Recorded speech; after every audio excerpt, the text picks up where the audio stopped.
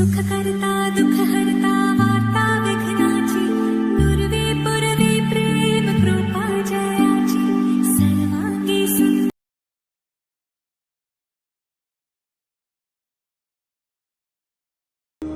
लेकिन वेद में हम आपको समझ पाएंगे, शास्त्र में भी समझना कठिन है। पुराने इतनी है, सौनक जी ने कहा कि इतना सब कुछ सुन पाना समझ पाना बहुत दुर्लभ है।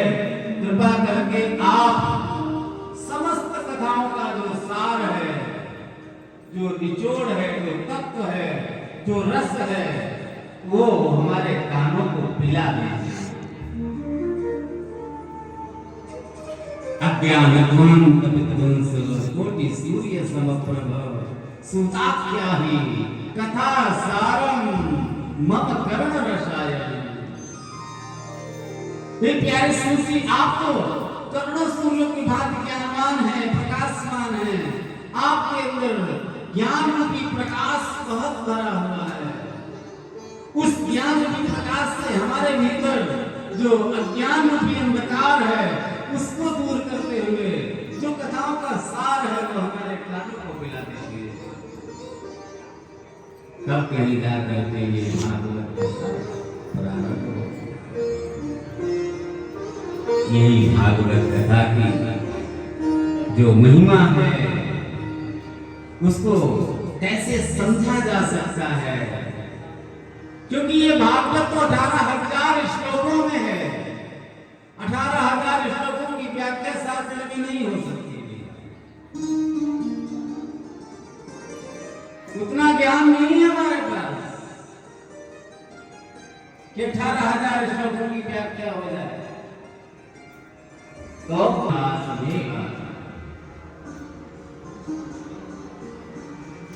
पहला और श्रीमद् भागवत में जो 6 अध्याय हैं महात्म्य के, उसके जो पहला अध्याय है, जो पहले अध्याय का पहला श्लोक है, उस पहले श्लोक का जो पहला अक्षर है वो सा।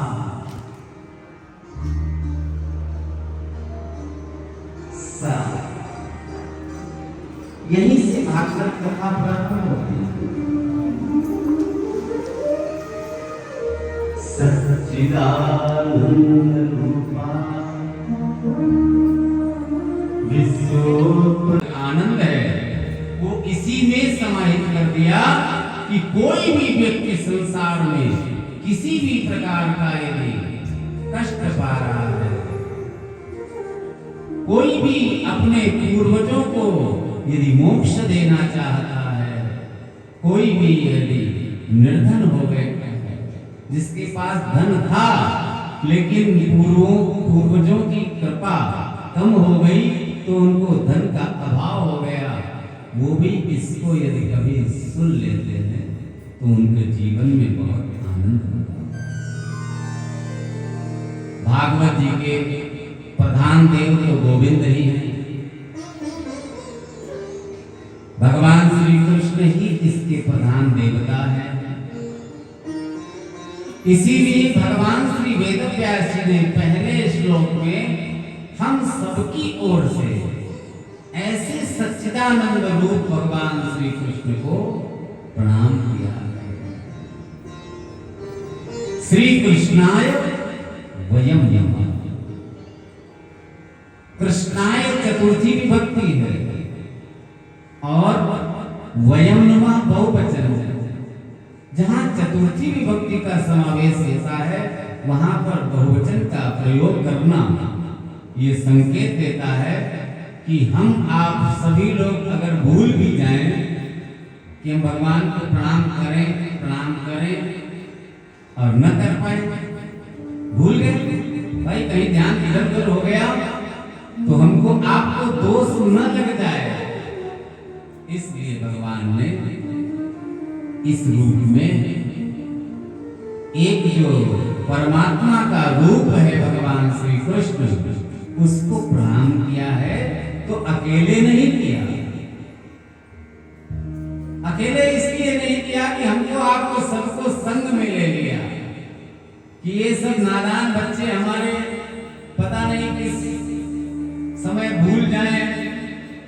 उनसे चूक हो जाए तो इनको दोष लग जाएगा।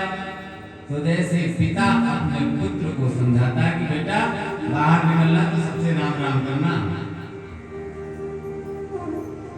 तो वो बेटा राम राम करता, और बेटा लौट करके आए किसी से झगड़ा करके आप उसको शाबाशी दो तो बेटा दूसरे दिन भी झगड़ा करके आएगा। वाह बेटा बहुत अच्छा किया। संस्कार यही से प्रारंभ होते हैं। तो भगवान ने प्रणाम किया और उसके बाद में कहते हैं कि ये तीनों प्रकार के दुखों को दूर करने का एक साधन बना हुआ है, जो वास्तव में भगवान श्री कृष्ण को प्रणाम करके कहते हैं कि निगम कल्पतरोर गलितम फलम सुखमुखाद अमृतद्रव संयुतम पिबत भागवतम रसमालयम मुहुरहो रसिका भुविभाका। वेद शास्त्र रूपी कल्पतरु वृक्ष में पुराण रूपी शाखाएं जो है उसमें एक गला हुआ सुंदर मधुर फल लगा हुआ है, जिसको सुखदेव जी ने चोंच लगा करके और भी मीठा बना दिया। सुखमुखाद अमृतद्रव संयुतम पिबत भागवतम रसम आलयम मुहुरहो रसिका भूमिभावका। कहते हैं कि श्री सुखदेव जी महाराज इस कथा को जब परीक्षित को सुना रहे हैं, उस समय इसको गा रहे हैं, तो ये फल पहले से मीठा था। जैसे आम के वृक्ष में आम के फल लगे होते हैं और उन फलों के ऊपर तोता आकर के अपनी चोंच लगा देता है। सभी फलों में चोंच नहीं लगाता है तोता, जो पका हुआ होता है सुंदर पीला पीला सुंदर दिव्य सुख उसी को चोंच लगाता है। ऐसे और पुराने नहीं सुनाया सुखदेव जी ने। बेटे तो व्यास जी के ही हैं, लेकिन कथा कौन सी सुनाया सुखदेव जी ने? राजा परीक्षित जी को भागवत।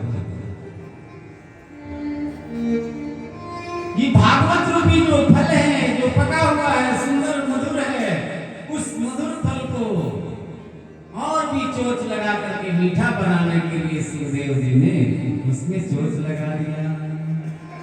सुखमुखाद अमृतद्रव संयुतम पिबत भागवतम रसमालयम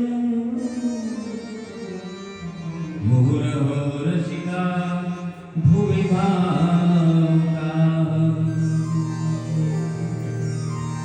ये वास्तव में भाविक लोगों के लिए है, जो श्रद्धालु जन हैं, जो भाव से भरे हुए हैं।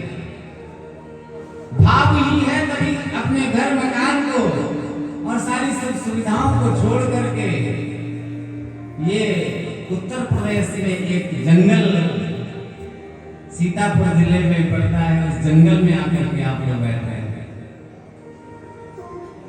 सारे सुख साधन एक तरफ और ये आरण्य, ये जंगल जहां कोई सुविधा नहीं है, सुविधा से मुक्त होकर और इस आरण्य में आकर के तप कर रहे हैं। आप सब जंगल में बैठे हैं और इस जंगल में बैठ करके कथा अमृत का रसपान कर रहे हैं। गोविंद राधे बोले रे तोय कान्हा मिले, गोविंद राधे बोले रे तोय कान्हा मिले, कान्हा मिले नंदलाला मिले,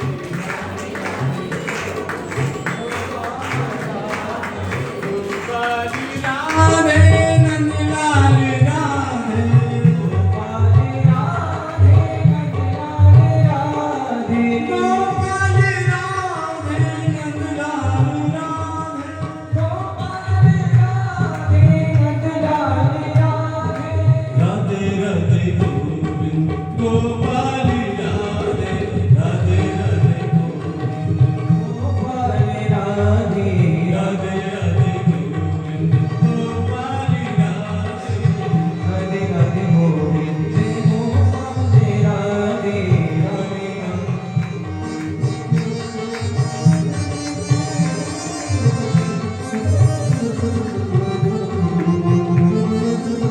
गोपाली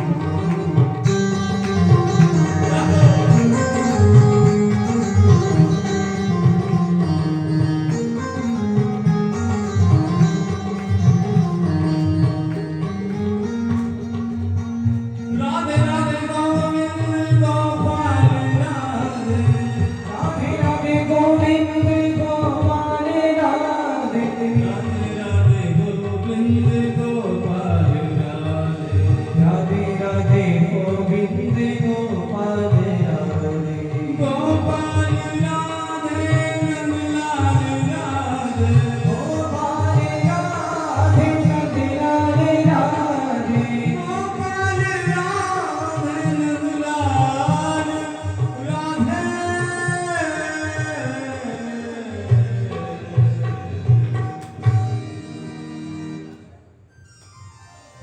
ये प्रधान देवता भगवान श्री कृष्ण, जिनको कोई गोविंद कहता है तो कोई गोपाल कहता है, कोई नटवर कहता है तो कोई नागर कहता है, कोई श्याम कहता है तो कोई राधे श्याम कहता है, कोई राम कहता है तो कोई सीता राम कहता है, जिनके बहुत नाम हैं। ऐसे भगवान श्री कृष्ण को प्रणाम करके कहते हैं कि सुखदेव जी का जब वर्णन आता है तो इनके जन्म की कथा आती है। ये भागवत को मीठा बनाने में सर्वाधिक जो मिठास डाली है वो सुखदेव जी ने डाली है। सुखदेव जी ने ज्ञान की जो कथा की है वो बहुत ही महत्वपूर्ण है, और ये ज्ञान वैराग्य ये भक्ति के पुत्र हैं। हमारे आपके पास ज्ञान तो बहुत है, हर चीज का ज्ञान है, लेकिन भक्ति के लिए हम आप तिलक लगाते हैं, माला जप किया करते हैं, गोमती में हाथ डाले हैं, बड़े बड़े बाल रखाए हैं, बहुत बड़े बाबा हैं, लेकिन अंदर से क्या बाबा है ना? ये बड़े बड़े बाल को देख करके लोग अरे महाराज जी, महाराज जी, कपड़े पीले पीले पहन लिए, दंड हाथ में ले लिया है तो हम बाबा जी, चुटिया रखाए गए हमने तो हम बड़े बड़े पंडित जी। अंदर से हमारे क्या है उसको हमें सुधारना है। गाड़ी कोई खराब हो जाती है आपकी, फोर व्हीलर को आप कहाँ लेकर जाते हैं? क्यों भैया? हाँ, कहाँ ले जाते हैं? वर्कशॉप में गाड़ी बनाने वाले जो बैठे हैं उसको ठोकते हैं, पीटते हैं, उसको सोहराते नहीं है। ऐसे सोहराते और ठीक हो जाए ऐसा नहीं होता है, ठोकना पीटना पड़ता है। तो ये आरंभ में जो है जंगल, यहाँ भी हमारी आपकी सर्विस होती है। तो यहाँ हम केवल पीठी नहीं सुनाएंगे 7 दिन में, ये हम आपको बताना चाहते हैं। हम केवल हाथ नहीं फेरेंगे, आपकी क्रियाकलापें जो हैं उनको हम रीड करेंगे। चेक करता है ना मास्टर जो होता है, जाओ चेक करके आओ क्या कमी है, ब्रेक नहीं लग रही है या एक्सीलेटर सही से नहीं या इसमें ऑयल की कमी है, तो चेक किया जाता है। तो ये वर्कशॉप में आप लोग आ गए हो लक्ष्मी नारायण जी।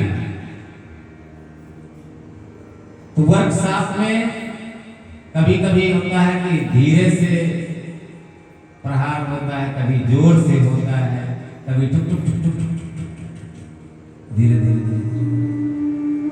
फिर एकदम बढ़िया रंग वगैरह चढ़ा करके डेंट और पेंट तैयार हो गया।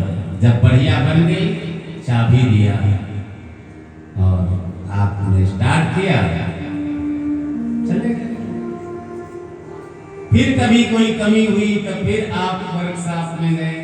अगर वही वर्कशॉप में आपको अच्छा लगता है कि उसका व्यवहार अच्छा है और पैसे भी कम लेता है और सही से हमारी और गाड़ी की दोनों की देखभाल करता है, हमको भी समय समय पे चाय पिलाता है। वर्कशॉप में चाय 5-10 रुपए की, लेकिन अगर 3 बार कॉफी या चाय पिलाया तो बहुत अच्छा आदमी हो गया। तो ऐसे ही वर्कशॉप में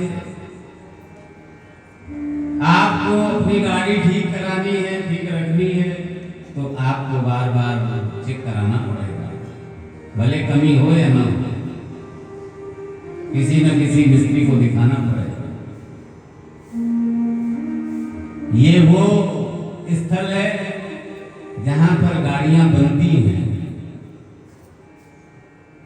तो यहाँ तो एक एक पुर्जा का ध्यान है ना, सारे पुर्जे सब अलग पड़े हों और कोई भी पुर्जा उठा करके दिया जाए कि ये पुर्जा बताइए कहाँ का है, तो वो बता दे तो वही तो मरम्मत के। खाली लिख लेने से कोई हमने बताया आपको मरम्मत की नहीं हो सकता। मर्म का जो ज्ञान रखता है वो मरम्मत हो सकता है। जिसने उसके ऊपर बहुत प्रकाश डाला हो, अपने आप को गलाया हो, वो आचार्य बन सकता है। इसी प्रकार कहते हैं कि भागवत भगवान की अगर किसी के ऊपर कृपा हो जाए तो बूढ़ा व्यक्ति भी जवान हो जाता है।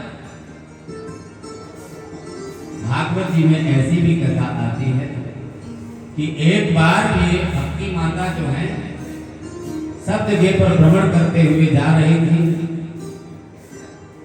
और वहीं पर इनके साथ भी एक घटना घटित हो गई। जो इनके पुत्र हैं वो 2 पुत्र दोनों ही ज्ञान वैराग्य, उनकी अवस्था कम होनी चाहिए। बच्चे छोटे होते हैं, माँ बड़ी होती है, लेकिन यहाँ पर माँ जवान दिख रही है और बच्चे बुजुर्ग। ऐसी स्थिति बन गई कि वृंदावन धाम में भक्ति का जो बोलबाला है वो अलग प्रकार का, ज्ञान वैराग्य वहां पर सुसुप्त हो। यानी कि जहां पर भक्ति प्रकाश होती वहां पर शास्त्रीय आचार्य नहीं देखा जाता है कि इसने व्याकरणाचार्य किया है, कि इसने साहित्याचार्य किया है, इसने ये PhD किया है कि नहीं किया है, या कुछ नहीं। किस जात का है ये भी कोई बात नहीं। कोई वर्ण का हो, किसी भी संप्रदाय का हो, किसी भी जाति का हो, लेकिन भगवान का भक्त जाति पात पूछे नहीं कोई, हरि का भजय सुबह का। कहते हैं कि भक्ति बहुत कष्ट में हो गई जब उसके बच्चे जो है वो सुसुप्त हो गए। उधर से एक दिन संत रूपी नारद जी आ रहे और नारद जी को देख करके भक्ति देवी ने कहा कि रुकिए रुकिए रुकिए। देवर्षि नारद जी ने दूर से देखा कि कोई एक स्त्री बैठी हुई है, उसके आसपास कई स्त्रियां बैठी हुई हैं और ये जो स्त्री है भक्ति रूपी स्त्री के पास में नदियां जो हैं अपना अपना रूप बदल करके बैठी हुई हैं सेवा करने के लिए और अपने कष्ट को दूर करने के लिए किसी और से नहीं कहा तो केवल संत से कहा, क्योंकि संत अगर मिलेगा तब ग्रंथ मिलेगा, मंत्र मिलेगा, पंथ मिलेगा और फिर भगवंत मिलेगा। तो पहले संत देखे यहाँ भी मिल रहा है। और भक्ति देवी कहती है भो भो साधो क्षणं तिष्ठ मच्चिंताम अपिनाशयो। अरे साधु रुकिए रुकिए रुकिए, ठहरिए, थोड़ी देर के लिए रुक जाइए, क्षण मात्र के लिए, क्षणं तिष्ठ। भागवत जी में लिखा हुआ है क्षणं तिष्ठ। किसी भी महात्मा के पास, साधु के पास ज्यादा देर नहीं बैठना चाहिए। ऐसा नहीं कि आप ही बैठे रहो, दूसरे का कल्याण कब होगा? अरे भाई दूसरे को भी मौका दीजिए। अभी तो महात्मा जी के पास कोई अगर गया तो वहां हम ही बात करेंगे, दूसरा कोई नहीं कर पाएगा। संत का समय कितना बहुमूल्य है। जैसे संत का क्षण बहुत महत्वपूर्ण है, वैसे ही हमारे जीवन का जो अन्न है वो भी बहुत अन्न उतना ही थाली में लीजिए जितना आप उसको पा सकते। आजकल तो शादी वगैरह होती है तो फंक्शन में जाते हैं तो वहां पर थाली में ये भी डाला, वो भी डाला, ये भी डाला। अब आजकल बेटी वाले या बेटा वाले जब फंक्शन कोई करते हैं तो 50 आइटम बनाते हैं। लोगों ने नाम भी नहीं सुने होंगे। मैं आपकी बात नहीं कर रहा हूं, देखिए आपने तो सुने होंगे, मैं अपनी बात कर रहा हूं। लेकिन 50 आइटम, 60 आइटम, 70 आइटम सब रखे हुए हैं, सब ये डाला, वो डाला, ये भी डाला। प्लेट में ही डाला इतना पर्याप्त नहीं है, प्लेट से उठा करके मुंह में भी डाला। ये डाला, ये डाला, वो डाला, ये डाला, वो डाला, सब जा करके अंदर गड़बड़ गड़बड़ गड़बड़ हुआ और प्लेट में बहुत सारा बच गया और उठा के डस्टबिन में। अब बाहर जा रहे हैं, बेटी वाले ने कितनी मेहनत करके वो सब सामग्री बनवाई होगी, लेकिन वो डस्टबिन में डाल करके जा रहे हैं और कहते हैं ये आइटम अच्छा नहीं। हमारे गुरुजी इस पे बहुत नाराज होते हैं। गुरुजी कहते हैं कि एक बेटी का जब विवाह पिता करता है तो सारी कमाई उसके ऊपर लगाता है जिंदगी भर की। और तुमने कह दिया कि पनीर में नमक नहीं होता, पनीर में काजू नहीं दिखाई पड़ रहे थे। उसने 500 लोगों की व्यवस्था, 1000 लोगों की व्यवस्था किया है और 1000 रुपए थाली भोजन है, 10 लाख रुपए का खर्चा उसने किया और तुमने एक प्लेट में लेकर के सारे आइटम एक में मिला दिए और उसके बाद कहते हैं कि शाही पनीर में काजू कम था। जब बेटी का विवाह करोगे तब पता चलेगा। जिसकी बेटी होती है ना उसको पता है। एक एक कण का कितना बड़ा महत्व है, साधु के एक एक क्षण का कितना बड़ा महत्व है, ये विचारणीय है। देवर्षि नारद जी तुरंत गए, तुरंत जाकर के कहा माते क्या बात है, आपने हमें याद किया? बोले हाँ। बोले आपका परिचय? बोले हमारा परिचय, मैं तो भक्ति हूँ, द्रविड़ देश में उत्पन्न हुई, क्वचिन क्वचिन महाराष्ट्रे गुर्जरे जीर्णताम गता उत्पन्ना द्रविड़े शाह। द्रविड़ देश में उत्पन्न हुई और महाराष्ट्र में बढ़ी हुई और थोड़ा थोड़ा विकास हमारा हुआ, लेकिन वृंदावन पुनः प्राप्त नवीन स्वरूपी। वृंदावन में जब मैं गई तब मेरा शरीर जो है नवीन हो गया। इसीलिए तो वृंदावन बिहारी लाल की जो जय बोलते हैं वो सदा नवीन रहते हैं। इसीलिए हम सब बोलते रहते हैं बीच बीच में राधे राधे। क्यों बोलते रहते हैं? सुसुप्त हो गए, जो सो गए, जो सो रहा होता है उसको जगाने के लिए बोलना पड़ता है, बोल राधे राधे। ऐसे नहीं, जोर जोर से। बाहर वालों को तो पता चल रहा है कि यहाँ कुछ हो रहा है। हाँ, एक बार बार अपने लिए बजा लो एक ताली। हाँ, अभी 4 ताली कम बजी हैं, 2 लोग सो रहे हैं, कोई हम ताली गिन रहे हैं बराबर। पड़ोसी को देखते रहना भैया। हाँ, देखो ये भागवत की कथा है। भागवत की कथा में चैतन्य होने के लिए ये सुनी जा रही है। कहते हैं कि वो देवर्षि नारद जी भक्ति से पूछते हैं। भक्ति ने कहा कि मेरे 2 ये बेटे हैं और इनका नाम ज्ञान वैराग्य है और ये मूर्छित होकर के गिरे पड़े हैं। बोले कोई बात नहीं, अभी सुनाते हैं इनको मंत्र सुनाना शुरू किया। वेद का पाठ किया, मुहुर्मुहु बार बार गीता के मंत्र।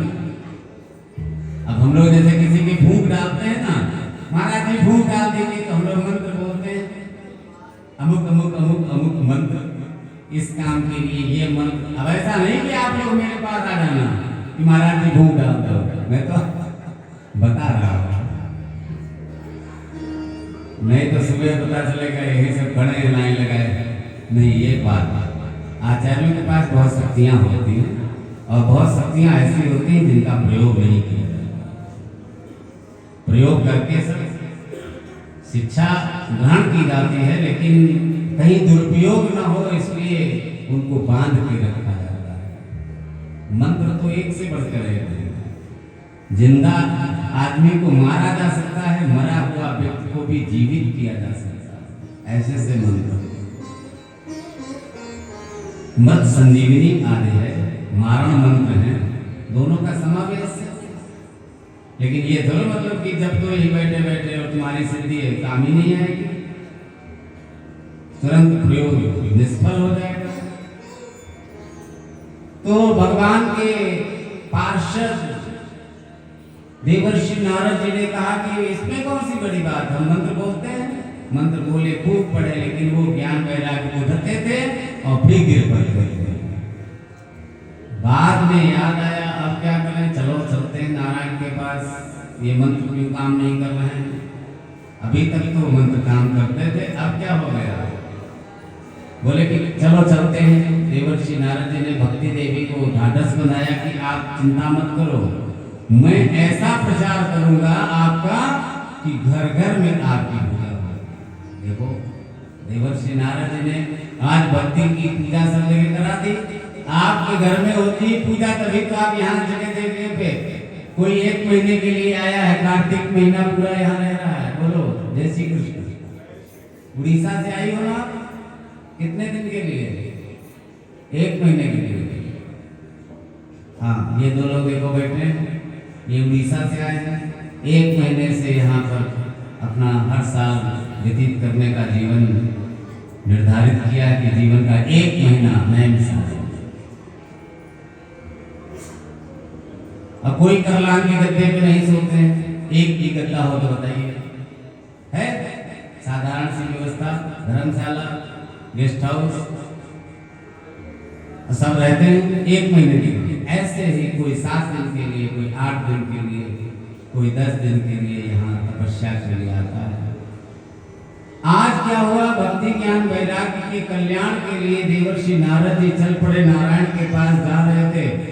और उधर बद्री नारायण से ये चारों कुमार जो हैं, सनक सनंदन सनातन सनत कुमार, ये चारों आ गए, रास्ते में मिल गए, दोनों का मिलन हुआ। उधर से 4 कुमार और इधर से देवर्षि नारद जी, दोनों की आंखें मिल गई, चारों कुमारों सनत कुमारों की आंखें, और 8 और 2 इनकी 10 आंखें एक में मिली, टकराई और बातें होने लगी। नारद जी ने कहा कि प्रभु मैं आपको प्रणाम करता हूँ। चारों ने कहा कि भैया तुम्हारा मुखार बिंद तो मुरझाया हुआ लग रहा है। जो मुखार बिंद की कांति है, जो प्रकाश है, वो देदीप्यमान नहीं होता है। संत का चेहरा तो खिलखिलाता हुआ होता है और तुम्हारा चेहरा तो बिल्कुल लुजगुन हो गया। क्या बात है, निस्तेज लग रहा है। चारों कुमारों को रो करके देवर्षि नारद जी कहते हैं गए, गिर पड़े। भैया मैं क्या बताऊं आपको, मेरे अंदर क्या चल रहा है, मैं आपको बताऊं कैसे। मैं आपको बता रहा हूं तो मेरे शब्द जो हैं वो टूट टूट करके निकल रहे हैं। मैं इतना टूट गया हूं, मेरा जो हृदय है, जो मेरी वाणी है, वो इतनी सुसुप्त हो गई है, क्योंकि ये जो कथा है ये सुसुप्त की कथा है। दो बेटे हैं, भक्ति के ज्ञान और वैराग्य, ये दोनों सुसुप्त हो गए हैं। तो इनके कल्याण के लिए हमें क्या करना चाहिए? तब वो चारों कुमार कहते हैं कि तुमने कोई उपाय नहीं किया। बोले हाँ, हमने उपाय किया, वेद मंत्र पढ़ करके सुनाया, गीता पाठे मुहुर्मुहु, बार बार गीता का पाठ करके सुनाया। तो बोले कि फिर भी कोई असर नहीं हुआ। बोले जैसे आम के वृक्ष में लगे हुए आम के पत्ते, आम की जड़, आम की छाल, उनमें आम का रस का स्वाद नहीं मिलता है, उसी प्रकार ये वेद है, ये वेद की ऋचाएं हैं, ये ज्ञान कांड है, उपासना कांड है, ये कर्म कांड है, लेकिन ये सबके समझ में नहीं आता है। ये जो आपने 1 घंटा पूजा किया है, यही सबसे बड़ी महत्वपूर्ण भूमिका है।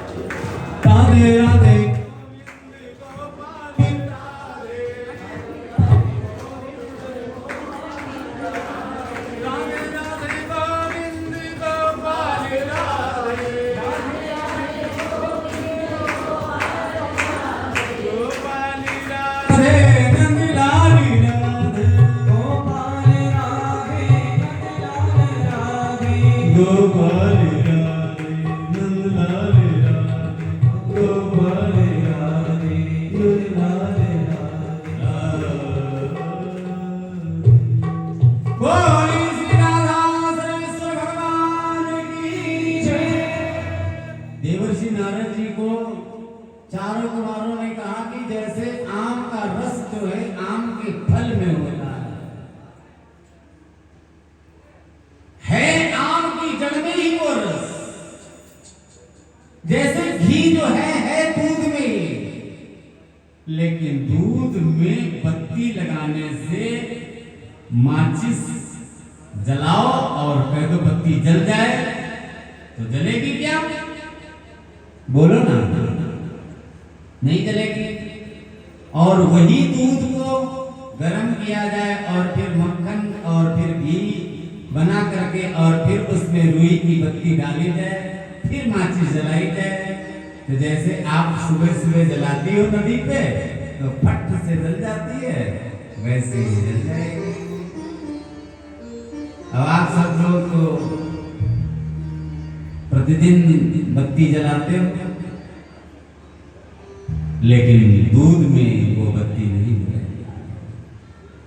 ऐसे ही ये जो भागवत है, भागवत में वेद शास्त्र सब कुछ समाहित है।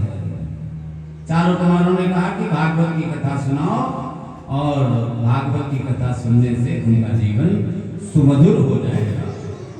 चारों कुमारों ने कहा कि ठीक है, लेकिन ये कथा कहेगा कौन? बोले अब आप ही कहोगे। वक्ता चार, सनक सनंदन सनातन सनत कुमार, स्थान हरिद्वार, आनंद वन, आनंद घाट पे चारों कुमार कथा करने के लिए तैयार हो गए। जैसे हमारे बीच में एक जन बैठे हुए जो कथा करवाने आए हैं, सोनी जी हमारे हैं जो कथा करवाने आए हैं, तो उन्होंने ये विचार किया कि हम नए विसारण में कथा सुनें। अभी हमारे 5 मिनट बाद तुमसे हुई थी दोपहर में। तो सबसे पहले स्थान का चयन है। कथा जब हो तो एक सुंदर स्थान हो कि कथा कहाँ होगी। फिर स्थान पर बैठेगा कौन? वक्ता चयन किया गया। शुभ मुहूर्त, वाह दिव्य मुहूर्त। जैसे आज लाभ पंचमी, पंचमी तो कई एक आएंगी, बसंत पंचमी भी आएगी जो ऋतुओं को बदलती है, वो बसंत पंचमी है। क्योंकि ऋतुएं जो हैं, ऋतुआं कई प्रकार से, उनको कोई ऋतु कहता है, कोई ऋतुएं कहता है। लेकिन कभी जाड़ा से और गर्मी से, बरसात से, सबसे हट करके देखना तो बसंत है। बसंत चलने लगा, बसंत ऋतु। क्योंकि ऋतुओं में जब कोई साधारण ऋतु, जाड़ा ज्यादा होता है, बरसात ज्यादा होती है, तो वहां पर बसंत याद आती है। और जीवन में कभी अकेलापन हो, कभी विघटित हो, अस्वस्थता हो, तो जीवन में संत की आवश्यकता होती है। ये चारों कुमार मिल गए और चारों कुमारों ने ये भागवत की कथा देवर्षि नारद जी को माध्यम बना करके सुनाया है। तो वहां पर 3 आसन लगाए गए, एक भक्ति के लिए, एक ज्ञान के लिए, एक वैराग्य के लिए। देवर्षि नारद जी ने कहा कि आओ माता बैठो आकर के। माता जी आ गई। कहते हैं कि हमारा आपका जब आमंत्रण जाता है तो देवता लोग भी आ जाते हैं। आपने सब देवी देवताओं को यहाँ बुला करके बैठाया है, जिनको खिलाएंगे पिलाएंगे, दक्षिणा चढ़ाएंगे, प्रणाम करेंगे। अपने अपने पूर्वजों की प्रतिमाएं लाए हैं, चित्र रूप में उनको सबके पूजन विभाग में सम्मिलित किए हैं। जो नहीं लाए हैं वो भी मानसिक रूप से उनके लिए पारायण कर रहे हैं। ऐसे ही जब कोई पति पूजा करता है तो उसकी पत्नी संग में होनी चाहिए। कश्यप जी आप लाए हैं? अच्छा, नहीं भाई, आपके पास है तो आप लाए हैं, और देवर्षि नारद जी के पास नहीं, बेचारे को कहां से लाए?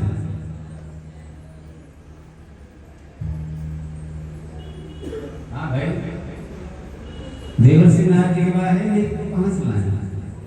अब मुख्य श्रोता नारद जी बन के बैठ गए। तो जब ऐसे कोई श्रोता बैठते हैं जिनके पास पत्नी न हो, स्वामी जी आपकी है पत्नी? नहीं है, अकेले हो? तो जब अकेले कोई होता है श्रोता तो तुलसी की तरफ ध्यान करता स्थापना की गई वहां पर। और कथा धीरे धीरे जब प्रारंभ हुई तो हजारों संत आ गए सुनने के लिए। सब संतों का वहां पर आगमन होने लगा। आनंद, मन में आनंद हो रहा है और बहुत से वहां पर इकट्ठे होने लगे साधु संत। वो महात्मा जी और ये सब लोग सुन रहे थे। चारों कुमार कथा सुना रहे थे। चारों कुमारों ने जब कथाएं सुनाई, उन्हीं ने बताया कि ये भागवत कथा कोई प्रेत भी अगर सुन ले तो उसको मोक्ष मिल जाता है। ये बात कुछ अच्छी नहीं लगी। क्या प्रेत भी सुन ले? हाँ भाई, जिंदा आदमी सुन ले तो मोक्ष मिल जाए, चलो ठीक है। लेकिन कोई मृत व्यक्ति भी सुन ले, जिसके नाम से सुन लिया जाए, उसको भी मोक्ष मिल जाए। हाँ, जिसने बहुत सारे पाप किए हों, जिनके द्वारा बहुत से पाप हो गए हों, वो भी अगर सुन ले तो उसके कान में यदि ये आवाज चली जाए, ये रस उसके अंदर प्रवेश कर जाए, तो उसको भी मोक्ष मिल जाता है। ये मानवा पाप कृतस्तु सर्वदा सदा दुराचार रता विमार्गः क्रोधा विरुद्धा कुटिलाश्च कामिनः सप्ताहयज्ञेन कलो भुनन्ति ते।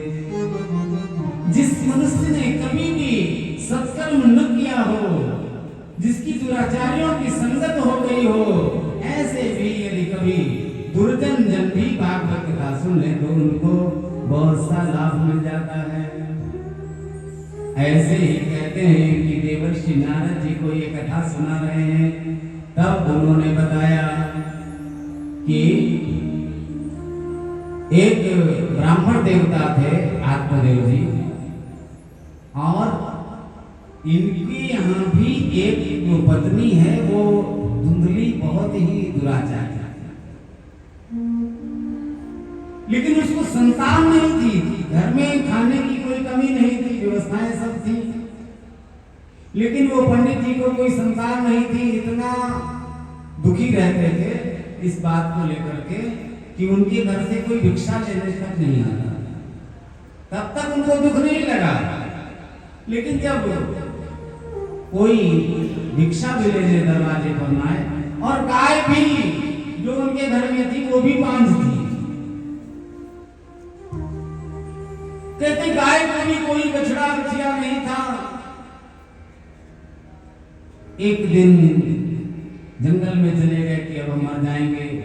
वहां एक संत मिल गए। संत ने पूछा क्या बात है? बोले हमारे घर में संतान नहीं है, इसके लिए हम आत्महत्या कर लेना चाहते हैं। बोले संतान कोई क्या बहुत अच्छी चीज होती है?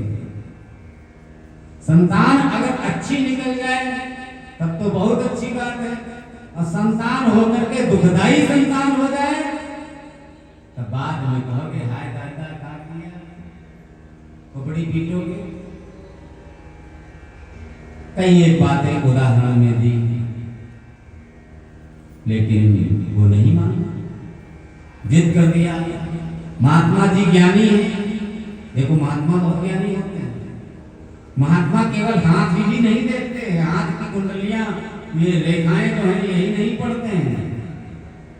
महात्मा अगर विद्वान है तो मस्तिष्क की रेखा भी पढ़ते हैं। मस्तिष्क में क्या लिखा है? हाथ तो ऐसे छिपा रखते हो। जिनके हाथ नहीं होते किस्मत तो उनकी भी होती है। ऐसा थोड़ा जिनके हाथ कट गए उनकी किस्मत नहीं है। अरे किस्मत तो रतन टाटा की कुत्ते की भी है, जिसकी करोड़ों रुपए संपत्ति रतन टाटा नाम कर गए। क्यों भाई साहब? किस्मत तो उसकी भी है। तो किस्मत हाथ में है ऐसा नहीं है, कर्म के ऊपर है। उसके कर्मों का फल है कि उसके इस बार हाथ कट गए, लेकिन फिर भी उसकी किस्मत है। महात्मा ज्ञानी अगर है तो आपकी चाल से पता लगा लेगा। महात्मा अगर ज्ञानी है तो आपके बाल से पता लगा लेगा। महात्मा अगर ज्ञानी है तो आपके गाल से पता लगा लेगा। आपके गाल के ऊपर भी अगर इतना बड़ा चिन्ह है तो उस चिन्ह को ही पढ़ के पता लगा लेगा। आपका एक डग आगे बढ़ेगा और ज्ञानी अगर है तो बता देगा कि ये डग किस प्रकार से होता है। स्त्रियां की जो चाल है उनसे पता चलता है कि ये कैसी है, पद्मिनी है, दामिनी है, हस्तिनी है, ये पता चलता है। ये तपस्वी महात्मा जी ने कहा कि तुम्हारी भाग्य की रेखाएं कह रही हैं कि 7 जन्म तक तुम्हारे कोई संतान नहीं होगी। आत्मदेव जी ठिठुक करके रह गए, चरणों में गिर पड़े, चरणों में गिर पड़ के बाद में कहते महात्मा जी ये सब बातें आपकी बहुत अच्छी हैं, लेकिन प्रभु आप तो परम दयालु हैं, परम उदार हैं, आप चतुर हैं, आप चिंतामणि हैं। मैंने संतों से ही सुना है कि अगर संत की कृपा हो जाए तो किस्मत के बंद ताले भी खुल जाएंगे। और मैं अगर यहां से निराश हो गया तो मैं कहां जाऊंगा? संत ही हमारे लिए भगवंत हैं और आप ही कुछ कर सकते हैं। सर को पटकना शुरू किया चरणों में। महात्मा जी ने सोचा ये सर पटक पटक कर अपने प्राण दे देगा और संत के सामने किसी ब्राह्मण की जान चली जाए, इसका दोष हम नहीं लेना चाहते। महात्मा जी अपनी झोली में हाथ डाल करके एक फल निकालते हैं, कहते हैं कि ये फल लो, फल लेकर के जाओ और अपनी पत्नी को देना। और उसके नियम बता दिए कि इस फल को सेवन करने के बाद असत्य का पालन न करें, प्रपंच न करें और भगवत परायण रह करके सेवा करें। धुंधली के पास धुंधली की बहन आई थी और ये आत्मदेव जी गए, इन्होंने जाकर के बताया अब ये फल लेकर के हम आए हैं, इसका सेवन कर लो। बोले इसको सेवन करने से क्या होगा? बोले इसको सेवन करने से संतान होगी। अच्छा, लेकिन उसकी बहन ने कहा कि ये जीजा जी जो बता रहे हैं कि संतान होगी तो पेट फूल जाएगा और जब बच्चा पेट में होता है तब फिर कड़वा, तीखा, खट्टा ये सब खाना वर्जित कर दिया जाता है। अच्छा, बोले हाँ। बोले ये संतान देने वाला है। अरे बहन तू इसकी चिंता क्यों करती है? मेरे घर में तो 6 बच्चे हैं और खाने का अभाव है, खाने की कमी है, और तेरे घर में बहुत साधन है। और तो और बहन 6 घर में और 7वां मेरे पेट में है। अब की बार जो संतान होगी मैं तुम्हें दे दूंगी, उसके बदले तुम हमें कुछ धन दे देना। बोले ठीक है, लेकिन बहन इस फल की परीक्षा कैसे हो? अरे बहन तू भी, ये गाय है ना, गाय को ये फल खिला देते हैं। अगर ये फल ऐसा कुछ करने वाला है तो गाय को हो जाएगा। बोले बहन तू तो माइंडेड है, बहुत माइंडेड है, बहुत दिमाग वाली है मौसी, बहुत दिमाग वाली है। उसने अपना दिमाग लगा दिया कि अगर इसके घर में संतान हो जाएगी तो हमको कैसे मिलेगा, गाय को खिला देते हैं। बोले ठीक है। अब जीजा जी तो बाहर चले जाएंगे कथा करने के लिए, तू ऐसा कर कुछ दिन के लिए अपने पेट के ऊपर कपड़ा वगैरह बांध ले ताकि लगने लगे कि तू गर्भवती है। और जब जीजा जी आएंगे तब खुश हो जाएंगे बोले हाँ ठीक है ठीक है। कुछ महीने के बाद जीजा जी वापस आए, हमारे पतिदेव उनके आए और कहा कि क्या बात है। बोले कि कुछ नहीं, अब तो मैं माँ बनने वाली हूँ, तुम पिता बनने वाले हो। ओ बहुत अच्छा महात्मा जी, जय हो, आपकी कृपा से सब काम हो रहा है। बहुत खुश हो गए, फिर कथा करने चले गए। वापस आए इधर, धुंधली को बेटा एक दे दिया ला करके बहन ने।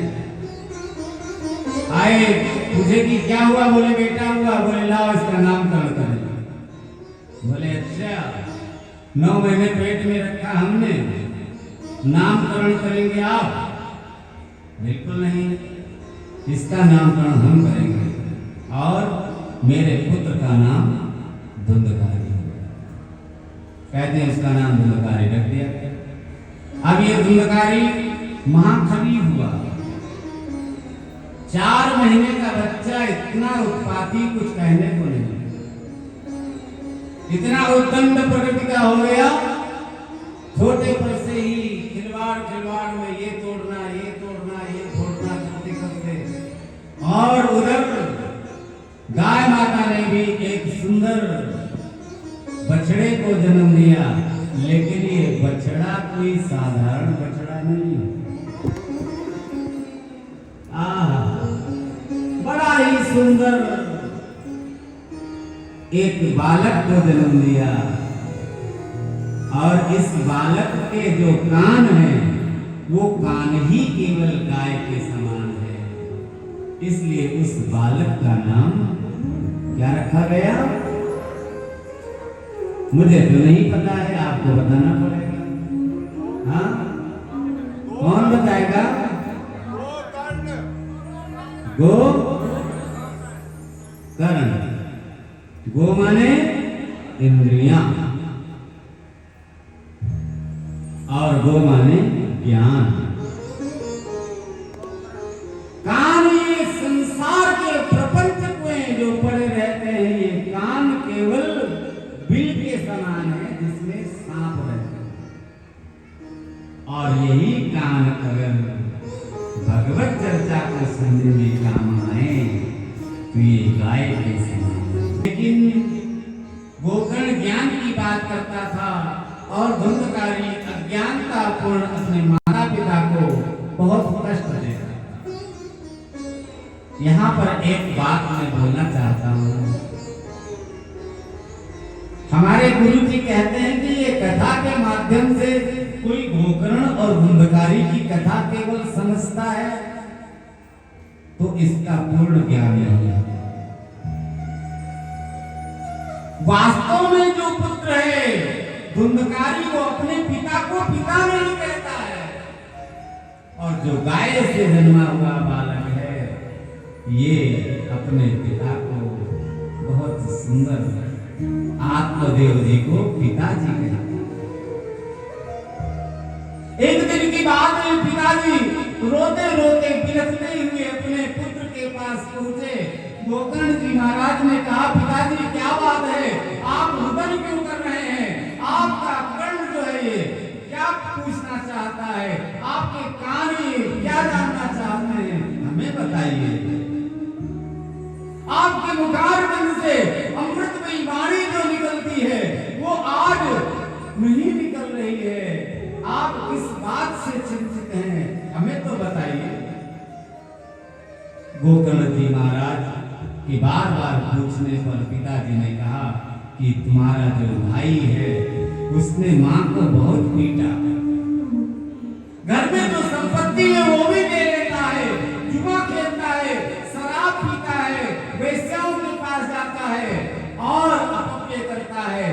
अलग अलग प्रकार की वेश्याओं के पास जाता था, अब तो ये वेश्याओं को घर में ला करके रखता है। पिताजी आप शोक क्यों करते हो? शांति से इसका निराकरण निकालिए। कहते हैं कि एक दिन तो ऐसी घटना घटित हुई कि माता जी को इतना मरा माता जी के प्राण ही ले गए। पिताजी दुखी हो गए, पिताजी को उपदेश किया। गोकर्ण जी महाराज कहते हैं, देहेन समान संदेरे अभिमतिम तेजत्वम जाया सदा दिशु सदा भवताम विमंचो। पश्यानिशं जगदिदं क्षणभङ्गनिष्ठं वैराग्यरागरसिको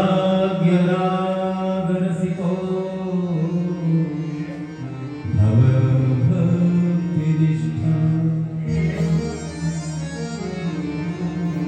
पिताजी, मैं तो एक बात कहता हूं, आप शरीर के प्रति ज्यादा चिंता मत करा करें। ये शरीर जो है हड्डियों से बना हुआ एक पिंजड़ा है, और ये पिंजड़ा जो है इसके ऊपर मांस आदि चढ़ा हुआ है। ज्ञान की बात अगर देखी जाए तो ये शरीर जो है हमारा नहीं है, या मैं ये शरीर नहीं हूं। मैं हाथ हूं, मैं पांव हूं, मैं आंख हूं, मैं कान हूं, ये नहीं हूं। मैं दांत हूं, ये नहीं हूं। मैं इसके अंदर जो आवाज निकल रही है, जो आत्मा है, वो हंस है।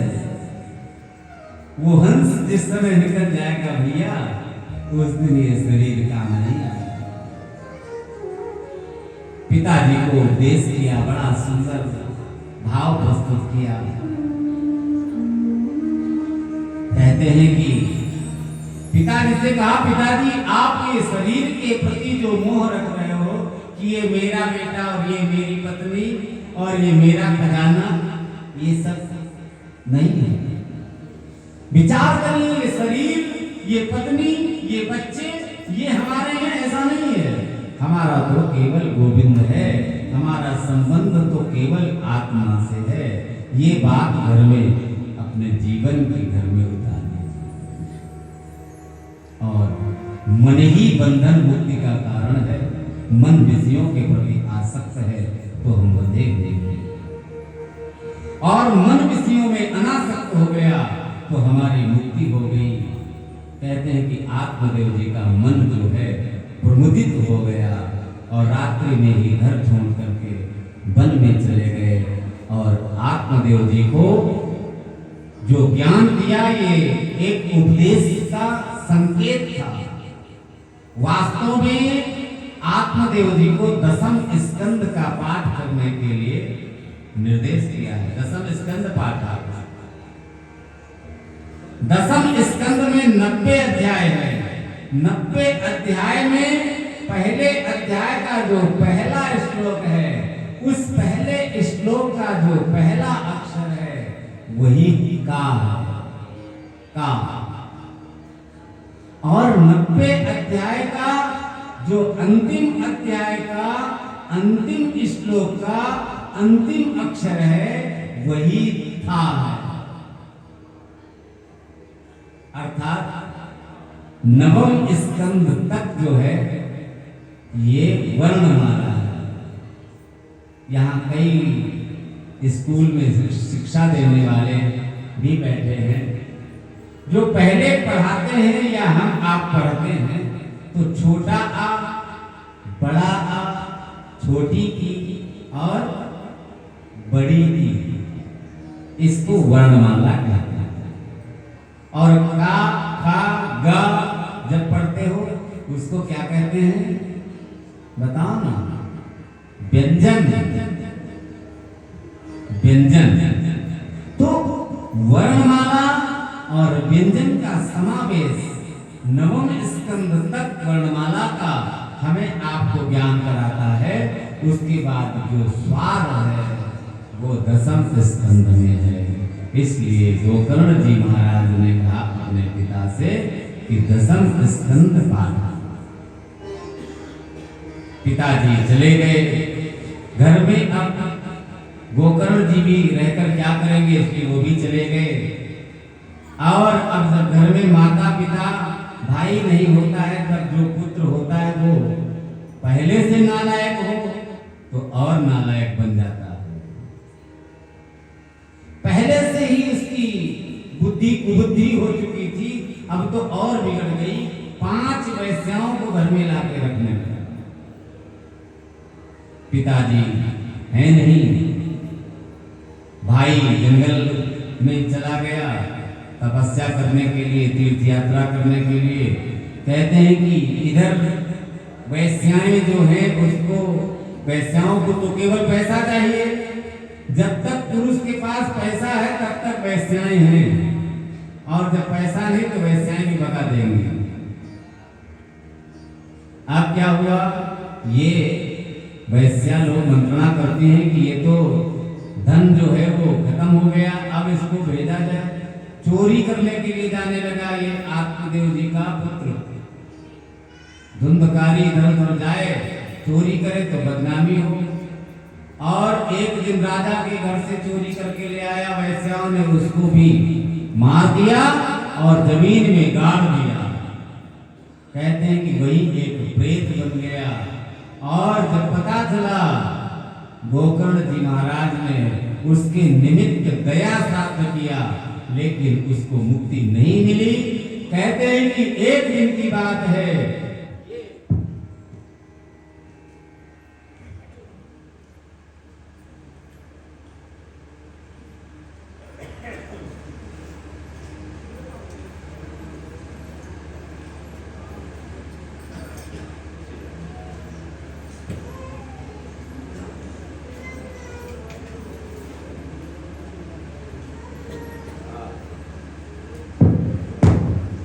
श्री राधे। एक दिन की बात है कि ये गोकर्ण जी महाराज ने विचार किया कि ये हमारा भाई है, इसके लिए श्राद्ध करना चाहिए।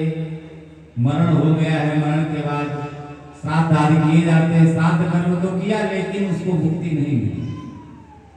तीर्थ यात्रा करके वापस घर की ओर आ रहे थे। कहते हैं कि घर की ओर आने के बीच में एक जंगल पड़ा, वहीं रुक गए। जंगल में ही एक प्रेत आया।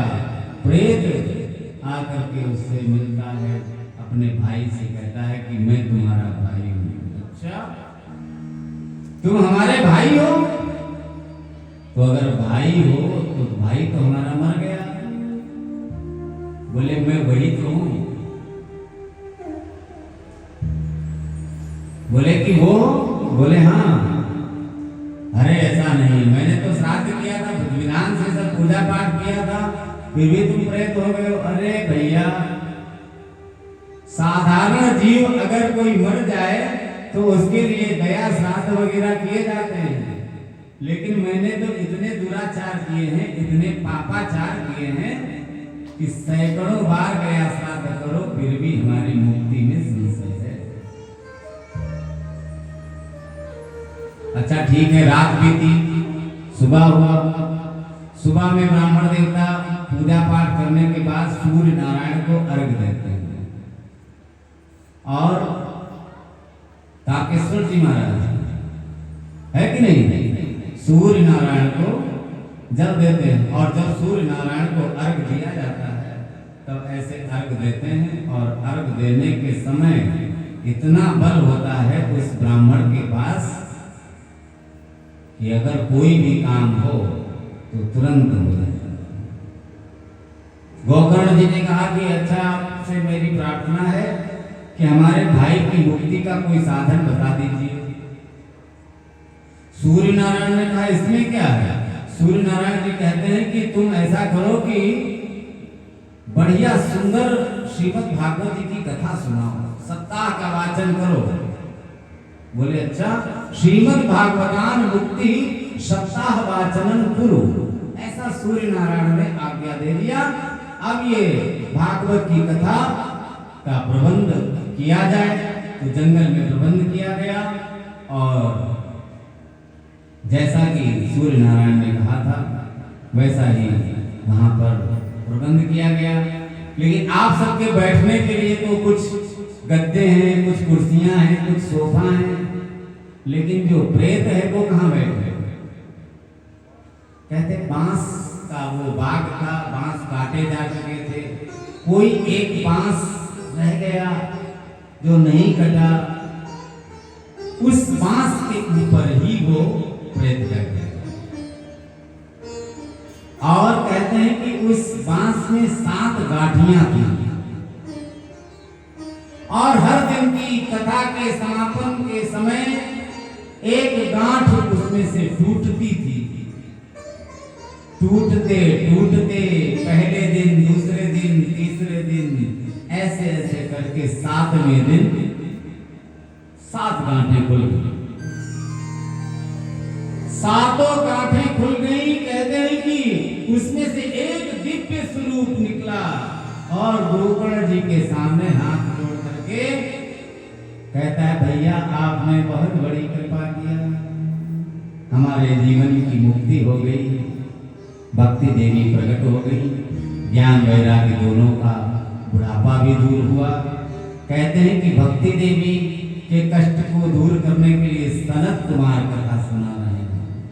और सनत कुमार कथा कहाँ सुना रहे हैं बताओ? कश्यप जी को छोड़ करके बताइए कोई लोग। हरिद्वार में कहाँ पे? इनके लिए बजा दो ताली।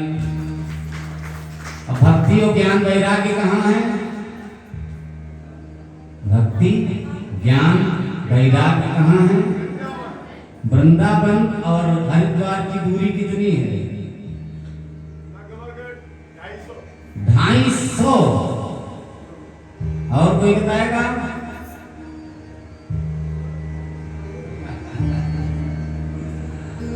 कथा यहाँ हो रही है, आवाज चक्र तक नहीं पहुंच रही है, इसके लिए लाउड स्पीकर लगाया गया है। और वहां कथा हो रही है हरिद्वार में और वृंदावन से इनको फायदा मिल गया और ये दोनों वहां अपने बच्चों को लेकर पहुंच गए। ज्ञान वैराग्य के साथ भक्ति देवी भी पहुंच गई और वहां पर प्रहलाद जी पहुंच गए और वहां पर उद्धव जी पहुंच गए और कहते देवराज पहुंच गए।